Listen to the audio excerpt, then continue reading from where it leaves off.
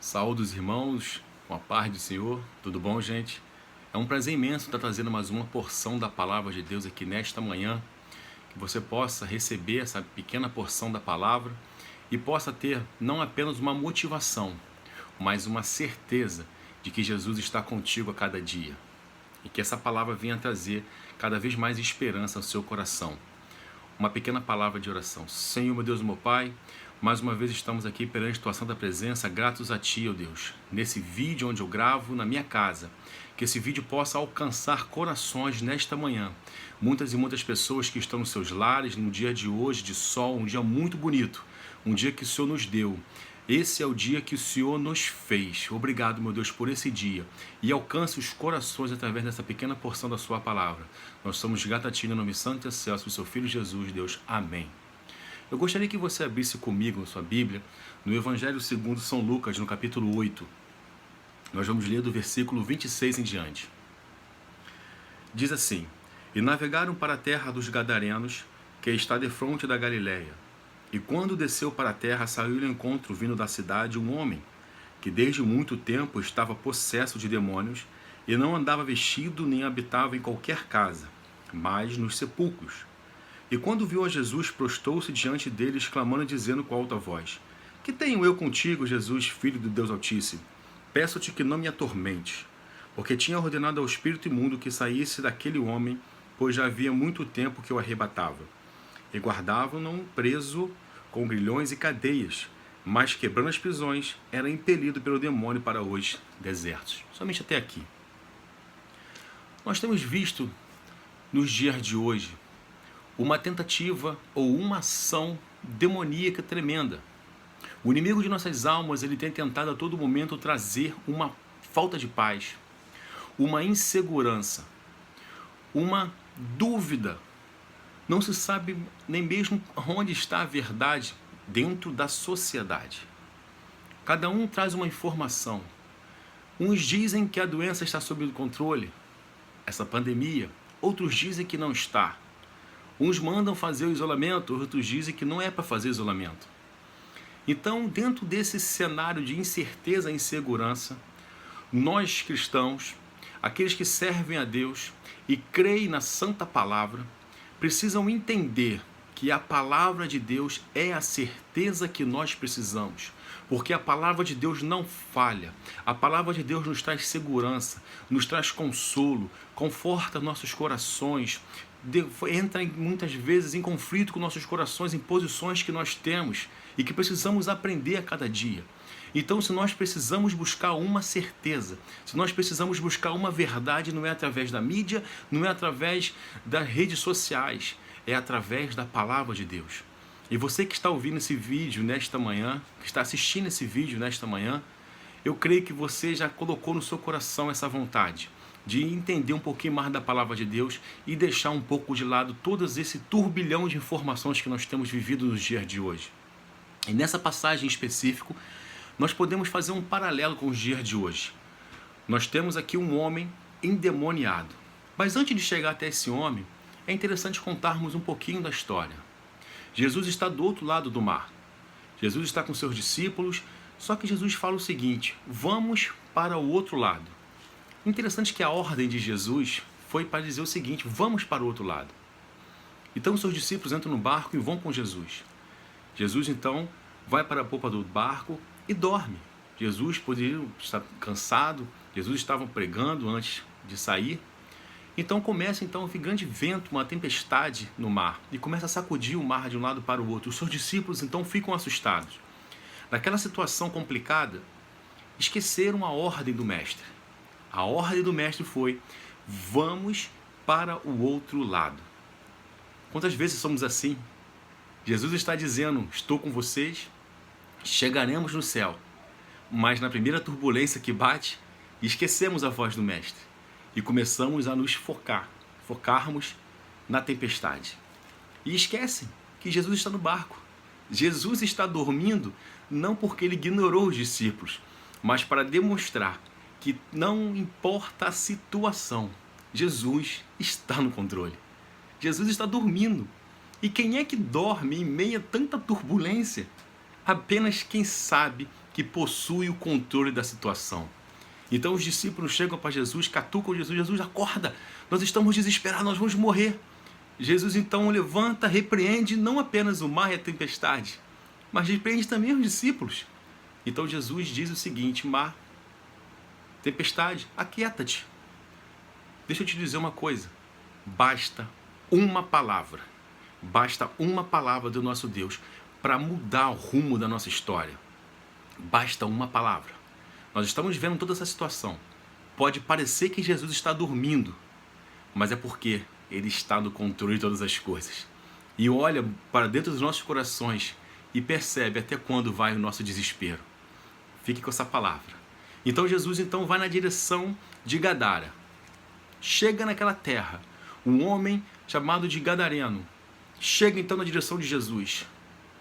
E o interessante é que nós podemos ver que todo o contexto, Jesus chega naquela terra específico para aquele homem. Jesus não faz mais nada naquela terra. Jesus chega em Gadara, expulsa os demônios daquele homem e volta. Olha que engraçado. E interessante também é que os discípulos, após aquela tempestade, ainda estavam recuperando seu fôlego, já chegam agora de frente para um homem demoniado, andando nu, arrebentava correntes, aquele homem que assustava a cidade inteira. Então uma provação, após sair de uma provação, eles entraram em outra. Nós temos que entender isso, a vida do cristão é assim, é de prova em prova, mas de vitória em vitória. Nós temos provas sim, mas nós temos a certeza da vitória. Isso que é incrível para os nossos corações. Tem essa certeza. E ele chega então e percebe aquele cenário. E que cenário é esse que Jesus e os discípulos encontram?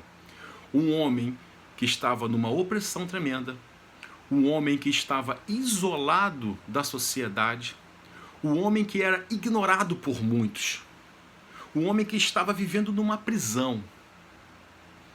Mas não era uma prisão física, era uma prisão espiritual.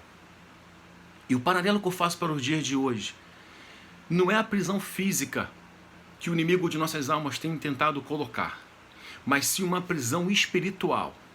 E dentro de uma prisão espiritual você não consegue enxergar além. A prisão, ela limita a sua visão. A prisão, ela te coloca no isolamento. Você passa a não enxergar mais o que está acontecendo ao seu lado. Você passa a ter apenas aquilo que é o dono da prisão fornece para você. Por isso que Jesus vai dizer, aquele que conhece Jesus verdadeiramente é livre. Porque Jesus amplia os seus horizontes, amplia a sua mente, amplia a sua visão, te dá uma visão espiritual para você poder entender o reino, para você começar a levar a sua mente para as coisas que são de cima e tirar a sua mente da visão da prisão. Jesus atravessa todo o mar da Galileia para chegar do outro lado, numa cidade, para apenas uma pessoa. A consequência disso, nós sabemos que aquele homem se torna discípulo de Jesus. Não segue Jesus porque Jesus não permite, mas ele fica na cidade e propaga o evangelho que ele pôde vivenciar. O evangelho de transformação. Mas como sair dessa prisão? Nós temos visto uma tentativa terrível dessa prisão nos dias de hoje. Mas nós precisamos entender que nós temos algumas ferramentas que Deus nos dá para vencermos qualquer tentativa de nos colocarmos em prisões espirituais. A primeira ferramenta que eu gostaria de dar para você nesta manhã é a ferramenta da comunhão com o Pai, com o Filho e com o Espírito Santo. Busque essa comunhão todos os dias através do jejum, da oração, através da comunhão com a sua família. Nos dias de hoje nós precisamos entender isso, que nós precisamos buscar a comunhão com a nossa família. Nós falamos muito em comunhão com os irmãos na igreja, mas agora nós colocamos o nosso foco para a comunhão com a família. Nós temos que aproveitar todos os momentos. Se o momento é de ficar em casa, se o momento dessa pandemia é nos isolarmos dentro de uma sociedade com essa dificuldade, se é estar dentro de casa com a família, então vamos buscar a comunhão com a família. Essa comunhão com a família vai refletir na sua comunhão com o Pai, com o Filho e com o Espírito Santo. Outra ferramenta que eu vou dizer para você para sair dessa prisão espiritual é caminhar com Cristo. A palavra de Jesus vai nos dizer, aquele que quer vir após mim, tome sua cruz. Mas ele continua, e siga-me. Ou seja, tomar sua cruz e seguir Jesus. Ou seja, caminhar. E caminhar significa obedecer. Caminhar significa obedecer. Mas como assim obedecer? Em Mateus, no capítulo 12, nós vimos uma passagem muito interessante. Jesus está, mais uma vez, falando com a multidão. E chegam algumas pessoas para Jesus e dizem o seguinte: olha, sua família está aqui, sua mãe e seus irmãos estão aqui. Jesus interrompe e diz o seguinte: olha, está vendo todos esses aqui que estão ao redor? Todos aqueles que fazem a minha vontade são minha mãe e meus irmãos. Então, se você quer ter comunhão com Jesus, faça a vontade dele, caminhe naquilo que ele pedir, naquilo que ele mandar. E como nós podemos aprender isso? Através da palavra de Deus, através da nossa comunhão com ele. Então, nós falamos aqui da comunhão em família, que reflete na sua comunhão com o Pai, com o Filho e com o Espírito Santo. E nós estamos falando aqui também da obediência. Nós precisamos aprender a obedecer a voz do Mestre. Nós precisamos aprender a conviver com essa voz todos os dias dentro do nosso coração. Porque, como já podemos falar, o nosso corpo é o templo do Espírito.